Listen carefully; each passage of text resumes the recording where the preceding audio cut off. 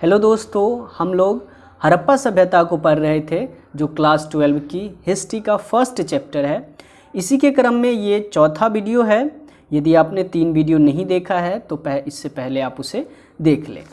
हम अभी पढ़ेंगे माल प्राप्त करने की नीतियाँ, अर्थात जो हड़प्पा सभ्यता के लोग थे या जो हड़प्पा सभ्यता के समय में मोहनजोदारो हो या हड़प्पा हो, जो विकसित शहरें थी, वो किस तरह से अपना माल इकट्ठा किया करते थे, क्योंकि बड़े बड़े शहरों में तो कच्चे माल की आवश्यकता होती है। ठीक है, तो हम अभी माल प्राप्त करने की नीतियों के बारे में पढ़ेंगे। तो हमें हड़प्पा में मिट्टी के खिलौने मिले, जो बैलगाड़ी बने हुए थे। मिट्टी के ऐसे खिलौने मिले हैं जो एक बैलगाड़ी के जैसा था। आपको मैं दिखा देता हूँ, आप इसे देख लो। आप मिट्टी के इस खिलौने को देखो तो ये एक बैलगाड़ी है। ये मिट्टी का खिलौना है जो पक्की मिट्टी से बनी हुई खिलौना है, और ये एक बैलगाड़ी का चित्र है। तो इसका मतलब हम कह सकते हैं कि हड़प्पा सभ्यता के लोगों को बैलगाड़ी के बारे में पता था, और अपने उपमहाद्वीप के क्षेत्र में वो बैलगाड़ी से आवाजाही करते होंगे। ठीक है, और दूसरा प्रमाण हम सिंधु तथा उसकी जो 5 उपनदियां हैं उसके जरिए भी, नदी मार्ग के जरिए लोग एक उपमहाद्वीप के अंदर व्यापार किया करता होगा, या माल को, या जो कच्चे माल था उसे एक जगह से दूसरी जगह तक पहुंचाया करता होगा नदी मार्ग से। ठीक है, या नहीं तो समुद्र का जो तटीय मार्ग है, समुद्र के तटीय मार्ग से भी माल का आवाजाही होता था। अब हम समझेंगे कि उपमहाद्वीप से आगे ये जो हड़प्पा सभ्यता जहाँ पे अस्तित्व है वहाँ तो ठीक है, लेकिन इसका प्रमाण हमें मिला है कि उपमहाद्वीप से भी आगे से वस्तुएं आती थी। तो इसका प्रमाण हमें किस तरह से मिला है? तो यदि हम बात करें हड़प्पा के बारे में या मोहनजोदारो के बारे में, तो यहाँ इन सारे क्षेत्रों में शिल्प उत्पादन भी हुआ करता था।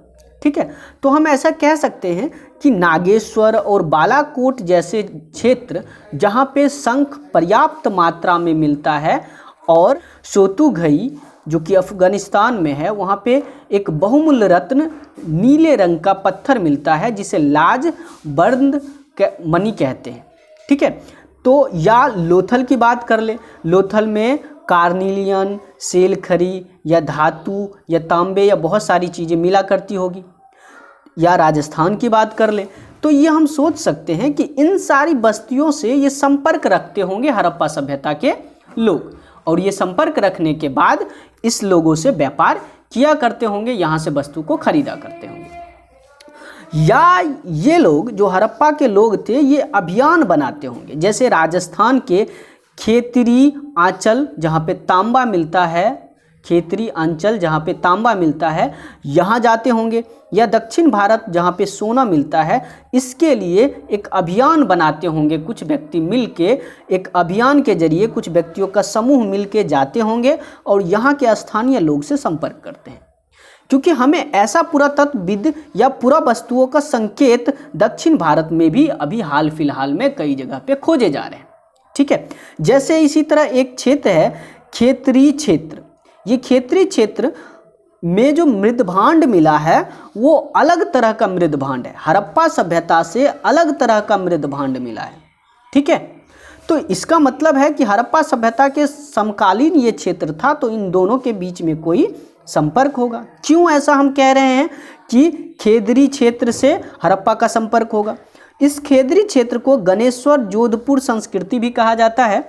यहाँ पे असाधारण रूप से तांबे से बनी हुई वस्तुएं या तांबे जैसी संपदा हमें मिला है, और आप जानते हो कि हड़प्पा में भी तांबे के बहुत सारे चीज़ मिले हैं। तो हम ऐसा सोच सकते हैं कि ये खेतरी क्षेत्र के लोग तांबा को हड़प्पा क्षेत्रों में बेचा करता होगा। ठीक है, हम ऐसा कह सकते होंगे।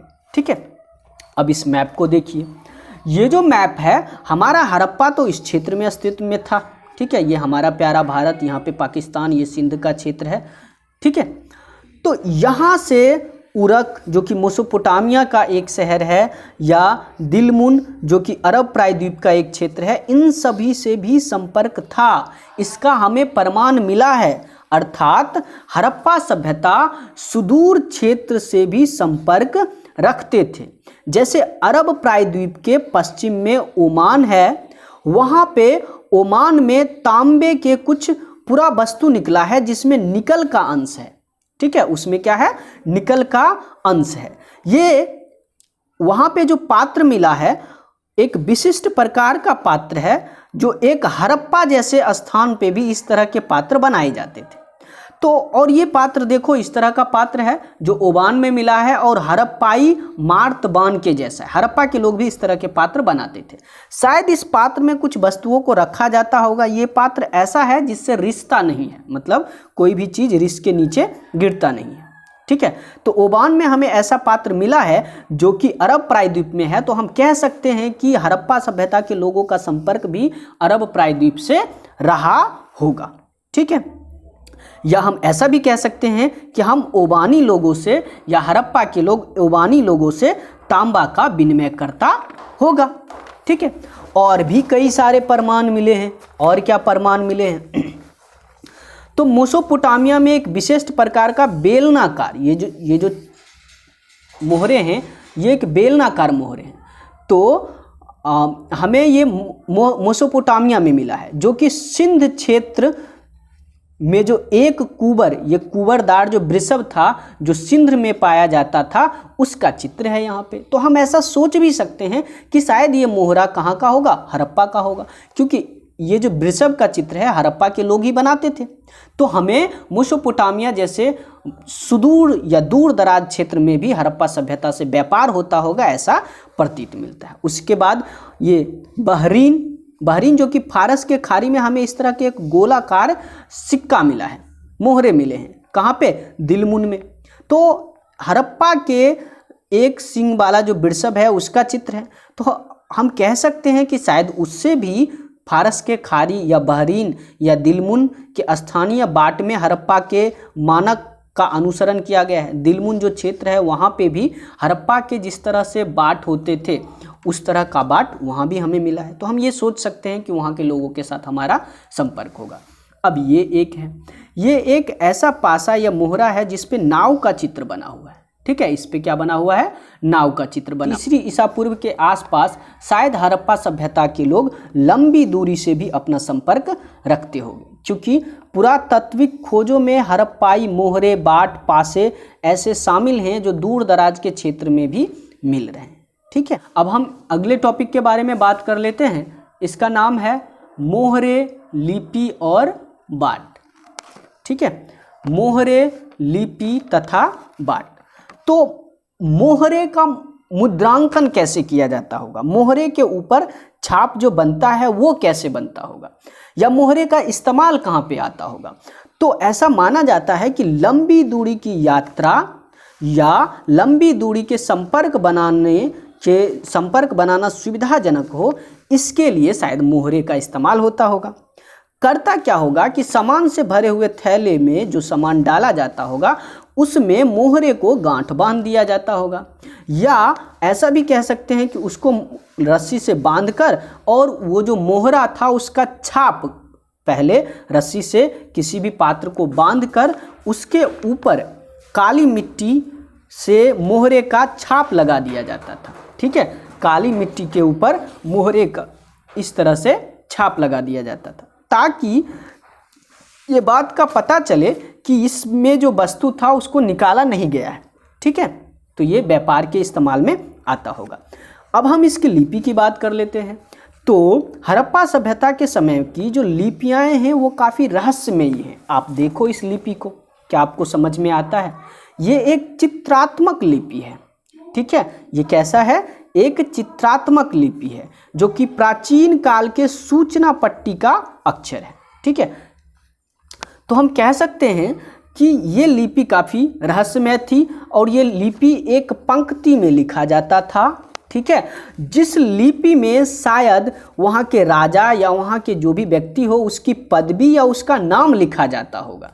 ठीक है, इस पे कई जगहों पे चित्रात्मक लिपि है, कई जगहों पे जानवर का भी चित्र बना है और बाएं से दाएं, दाएं से बाएं की तरफ ये लिखा जाता था।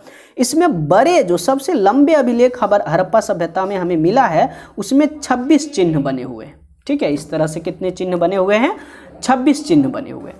और हमें पूरे हड़प्पा सभ्यता में 375 से लेकर 400 तक के चिन्ह मिले हैं। तो हम ये कह सकते हैं कि इतनी बड़ी तो वर्णमाला होती नहीं होगी, जैसे हमारी ही वर्णमाला है तो कितनी है, ठीक है, एक लिमिटेड है, 26 लेटर होते हैं इंग्लिश में, या हिंदी में कुछ 49 के लगभग रहते हैं, ठीक है।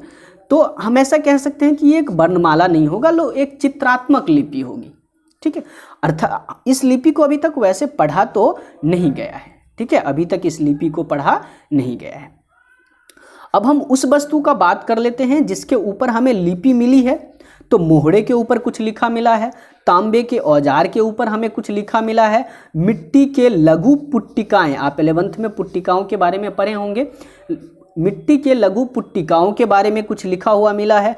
आभूषण, अस्थि छड़े या प्राचीन सूचना पट्टी पे भी हमें कुछ लिखा हुआ मिला है। देखिए ये प्राचीन सूचना पट्टी है जिस पे लिखे हुए हैं। ये एक लिपि थी हड़प्पा सभ्यता के समय।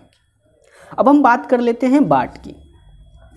बाट यानी बाट जिसको अभी हम लोग नापने, तौलने या विनिमय के काम में लाते हैं, तो उस समय भी जो बाट बनाया जाता था वो एक घनाकार बाट था। कैसा बाट था? घनाकार, जो चित्र रहित या निशान रहित था, उस पर कोई निशान नहीं होता था, ठीक है। और ये चार्ट नामक पत्थर से बनाए जाते थे। ये जो बाट थे वो चार्ट नामक पत्थर से बनाए जाते थे और इस बाट का प्रयोग विनिमय के लिए, व्यापार के लिए किया जाता होगा, ठीक है। और ये एक सूक्ष्म प्रणाली पे विकसित था, जिस तरह अभी विकसित है। 1 केजी में 1000 ग्राम होगा, 100 ग्राम, आधा केजी में 500 ग्राम होगा, इस तरह से। 2 तरह के बाट हुआ करते थे हड़प्पा सभ्यता में। एक निचले स्तर पे बाट होते थे जो द्विविभाजन प्रणाली पर आधारित था, मतलब 1 का 2 गुना 2, 2 का 2 गुना 4, 4 का 2 गुना 8, इस तरह के प्रणाली पर एकत्र था। और लगभग 2800 तक इसका बाट में संकेत हमें मिला है। कई जगह पे हमें धातु के तराजू भी देखने को मिले हैं।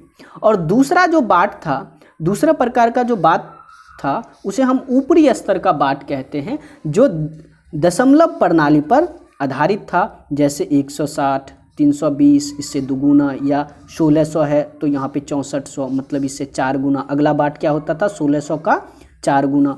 यदि हम इसका बात कर ले तो इसका 5 गुना। इस तरह से दशमलव प्रणाली पर आधारित था, जो शायद संभवतः आभूषण और मनके या जो भी बहुमूल्य चीज़ें होंगे उसे नापने तौलने के काम में आता होगा। तो मैं उम्मीद करता हूँ ये सारी बातें आपको समझ में आया होगा। हम लोग इससे आगे कल कंटिन्यू करेंगे।